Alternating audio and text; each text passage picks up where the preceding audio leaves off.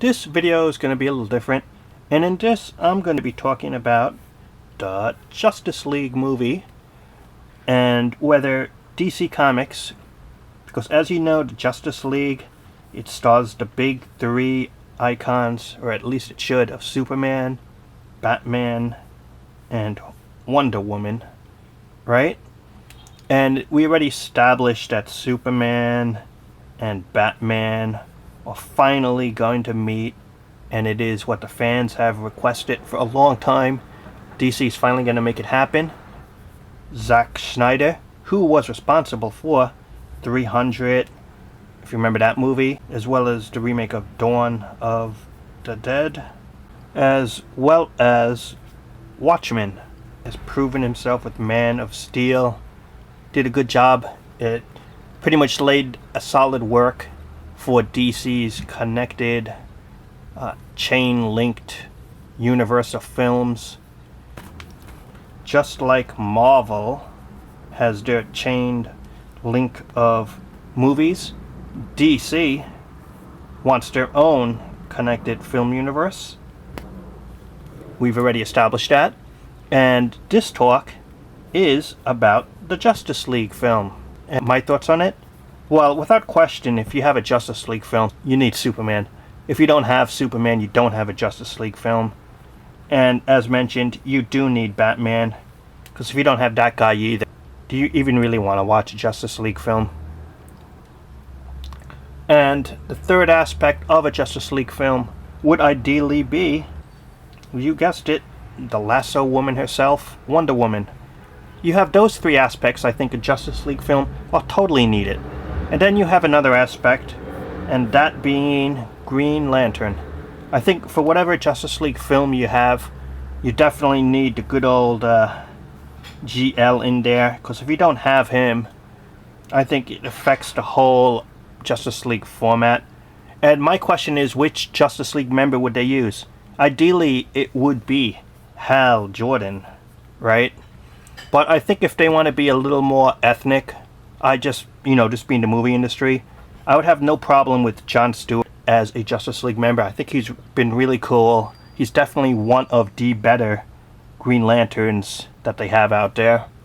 And also, you got to think about, okay, what about the Flash? I know he's going to have a TV series, but the question is he going to be in a movie? And from what I was reading online, the chances are very dicey that he will be in a movie because of the TV series. And that TV series might be the end of the Flash in a JL movie.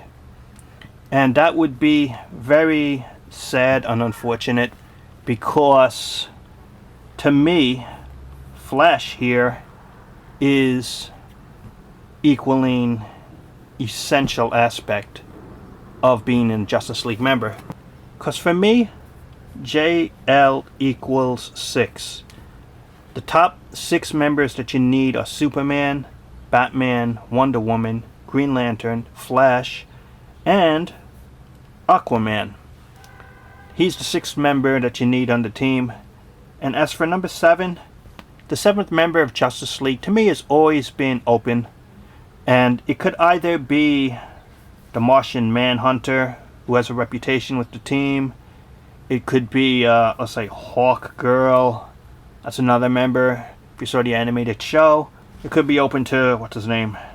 That old one-eyed metal-plated guy, Cyborg, as well. He could be the 7th member on the team. And it'll be a little more ethnic, as mentioned, this being Hollywood. You could also have, maybe even, I really don't see him as an essential member of the team. Maybe you have Shazam as a member. To me, the 7th slot equals open. I've always seen the 7th member of the Justice League as an open slot. You have the top 6, and then number 7 is, in my opinion, it could be whoever. After you have the 7 league members, equals what villain? I really don't think that you want a ton of villains, because what you're going to end up with is, let's say, 7 heroes versus 7 villains. It just becomes kind of ridiculous as a superhero slugfest, if you get my message. What the Avengers did right was one villain, and I agree that a Justice League movie should have the 7 versus, let's say, one villain and a bunch of his minions, which are like all the little followers of the big villain. Because how much time are you going to have to develop in a movie the 7 heroes, and how much time are you going to have to develop then if you have a whole bunch of villains to fight, rather than just having one villain and a bunch of his followers who don't have to be developed at all. The Justice League film is going to be a really expensive film, and it seems kind of like rolling the dice in that it's a big gamble. You know, is it a gamble that it's going to make a ton of money like the Avengers did? DC Films, okay, or I should say WB Films, because it's Warner Brothers who owns it, they've not shown, outside of Superman and I already mentioned Batman, that they could develop other properties other than those big 2 heroes. I mean, am I right? Other than the big 2 heroes, what else have they promoted? We know that the GL movie was a failure. The Flash has been reduced to the TV screen only. The same goes for Green Arrow, who they just want to call Arrow. They don't even want to give him his full name. It's like the WB has a lack of faith in anything outside of Superman or Batman.